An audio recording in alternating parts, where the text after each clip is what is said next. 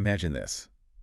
You're in one of the world's most vibrant, high-tech democracies, a country that pulled itself out of a military dictatorship not that long ago. Right. And you watch it almost dissolve itself in just 6 hours. That's the staggering picture we're looking at today. It's the one-year anniversary of December 3rd, 2024, a really historic night. Yeah. That was the night then President Yoon Suk Yeol declared martial law in South Korea. The events that followed were just a masterclass in civic resilience, but also a terrifying look at institutional failure. We've all been watching the fallout this past year. I mean, the impeachment, the snap election, and now these huge ongoing legal battles. But for this deep dive, we're going beyond just the timeline. We want to really analyze the wounds that are still there, the intense political division, and the deep social fractures that are left. And what's so fascinating here, I think, is how the democratic systems, with the citizens right there behind them, moved so fast, they basically short-circuited the whole attempt. Like a stress test in real time. Exactly. It became a stress test that showed both, the fragility of executive power, but also the incredible strength of a mobilized public. Okay, let's get into it. Our mission here is to walk you through that dramatic 6-hour collapse, then dig into these truly unprecedented legal charges the former president is facing, and finally connect it all to the deep ideological fights that are threatening South Korea's political health today. Let's do it. So we have to start with the trigger, the moment it all kicked off. December 3rd, 2024. President Yoon declares martial law. And he didn't just declare it. He gave a very specific, and I'd say inflammatory reason. What was the official line? The pretext was that, and I'm quoting here, pro-North anti-state forces and claims of election fraud were a threat to national security. That phrase, pro-North anti-state forces, that has a lot of weight in Korean history, doesn't it? A huge amount. It's a historically potent phrase. It's basically an immediate accusation of treason, and it's designed to silence any and all opposition. And the decree itself was just as severe as the language he used. Oh, absolutely. It banned all political activities. It authorized arrests without warrants.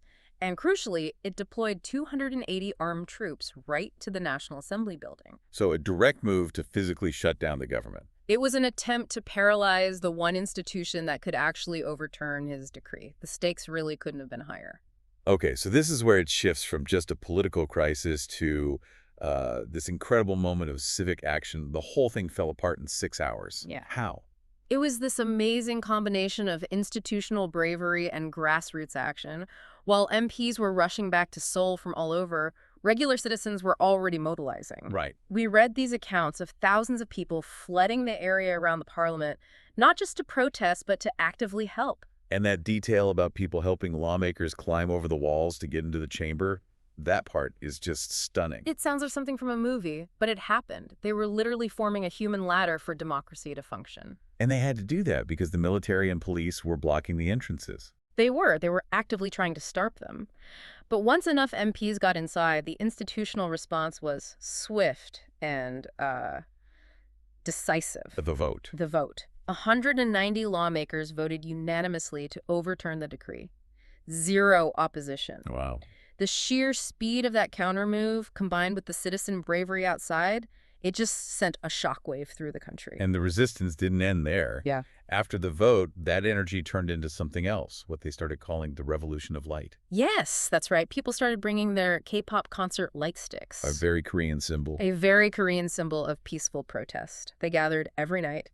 The current president, Lee Jae-myung, he later praised this, saying that citizens deserved a Nobel Peace Prize for stopping an unprecedented democratic crisis without any violence. That really underscores the point, doesn't it? Yeah. The success wasn't just the vote. It was the massive, nonviolent public refusal to accept what was happening. Exactly. So the political fallout was fast. Yoon was impeached 4 months later, removed from office, and a snap election brought in President Lee. The political chapter closed pretty quickly.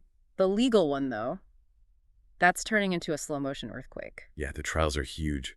We're hearing verdicts won't even be out until early 2026. Right, and Yoon, who is in detention now, is facing the charge you'd expect, leading an insurrection.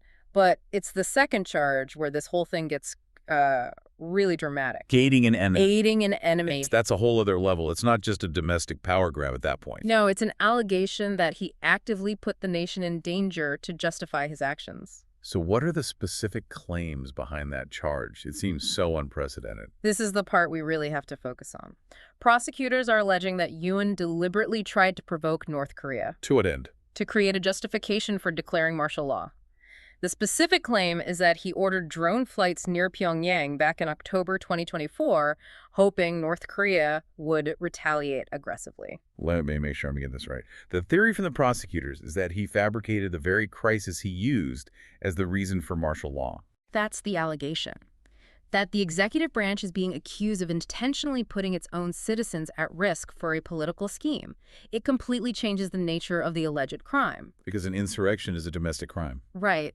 But manufacturing an external threat to justify it, that's a betrayal of the most fundamental duty of a president. Now, of course, his legal team denies all of this vigorously. Of course. But the fact that a court is even hearing these charges shows you how serious this reckoning is. And it's not just him on trial. No, the net is wider. The former Prime Minister, Han Duck-soo, and the former Defense Minister, Kim Yong-han, are also on trial for their alleged roles. So there's a real push for accountability across the board. And the new government is leaning into that with symbolism, too. President Lee has said, true unity is only possible after accountability. He's even planning to make December 3rd a national holiday, National Sovereignty Day. Wow. Institutionalizing the memory of that day. Mm-hmm. And we even saw an apology from the acting police commissioner. I remember that. He admitted that officers unlawfully blocked lawmakers from getting into parliament, and he blamed it on, quote, wrong judgment by some leadership. That's a huge admission from a state security agency. It's symbolically massive. It's the police force acknowledging they actively undermine the democratic process. It's a first step towards some kind of institutional repair. But despite all this, the trials, the apologies that unity President Lee is talking about seems pretty far off. The division in the country today is so stark. It is. And you could see it perfectly on the anniversary itself. Near the National Assembly, you had a few hundred of Yoon's hardline supporters waving South Korean and American flags, which is a common symbol for them, and defending the martial law attempt, shouting, "Yoon again!" And then on the other side, much larger pro-democracy celebrations were planned for the evening. It's just a perfect visual of the chasm between two parts of the country. One sees December 3rd as a defense of democracy. The other still sees it as a necessary evil. So this event didn't create the division, but it seems like it poured gasoline on the fire. It absolutely did. Professor Hannah Kim made this point. The fractures were there before, but now they're so much more politicized and intensified, and that raises real questions about the long-term health of the democracy. And that intensification has pushed some on the right toward more radical actions. It has. We're seeing things that go way beyond just rallies. The most shocking example was back in January, when dozens of Yoon supporters actually stormed a courthouse. They were smashing windows, right, after his arrest warrant was approved. Yes. And it shows how disconnected from reality that part of the base has become. They're fueled by the same conspiracy theories Yoon used, that the elections were stolen, that China manipulated votes. And that's now morphed into a broader anti-China sentiment. It's metastasized. You see these youth-led groups holding rallies with signs like China out. It's linking this domestic political grievance to a geopolitical enemy. Which has to create a huge problem for the mainstream Conservative Party, Yoon's old party. A tremendous dilemma for the People Power Party. They did issue a rare apology, admitting heavy responsibility for what happened. But I imagine they're walking a very fine line. A razor-thin political tightrope.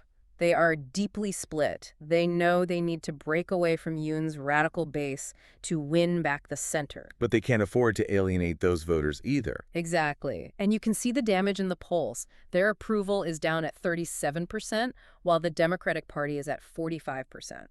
The martial law crisis really fractured the conservative movement, and they haven't figured out how to put it back together yet. Okay, so to make sure we're being impartial here, we have to look at the criticisms being aimed at the new government as well. Yes, this is a really important and nuanced part of the story. President Lee's government is pursuing accountability, but they're also getting accused of overreach themselves. They are. The administration launched this truly sweeping investigation into over 700,000 civil servants. 700,000? That's an incredible number. It's a massive undertaking. The stated goal is to root out anyone who might have been complicit in the martial law plot or who shows partisan misconduct.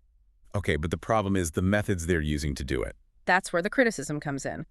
The investigation is relying, at least in part, on anonymous tip-offs and searches of personal mobile phones. Which, you can see why that would raise red flags about civil liberties and privacy. Precisely.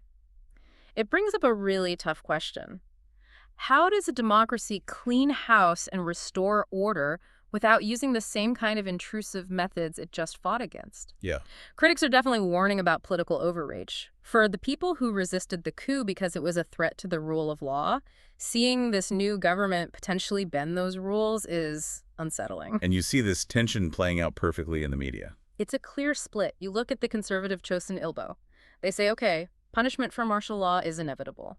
But then they slam the Lee administration for what they call an unprecedented rampage and tyranny. They see it as a political purge. A revenge operation, yeah. And the other side. The liberal Hankyor takes the exact opposite view. They're warning that if the investigations are too slow, if the courts stall, it risks insufficient accountability. They're afraid that if justice isn't decisive, it just invites another attempt down the road. So one side fears the government is being too aggressive, the other fears it's not being aggressive enough. And that contrast just perfectly summarizes the trauma of the whole episode. The political healing is clearly going to take a lot longer than the 6 hours it took to stop the coup. The scars are deep. So, as we wrap up, what you, the listener, should take away is this story of incredible speed and a very slow, grinding recovery. You've seen the fragility of a democracy in one moment, and then the immense, peaceful resilience of its people and institutions in the next. President Lee really hopes that South Korea's beautiful and peaceful citizen revolution can be a model for other countries.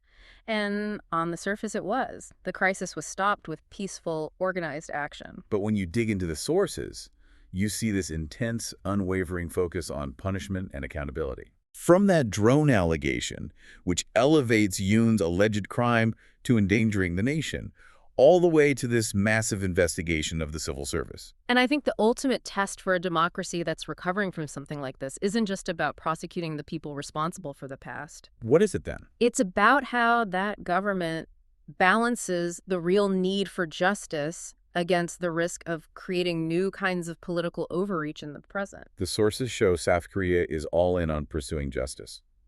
But the question that's left is, can they do it without sacrificing the restraint that actually defines a healthy democracy?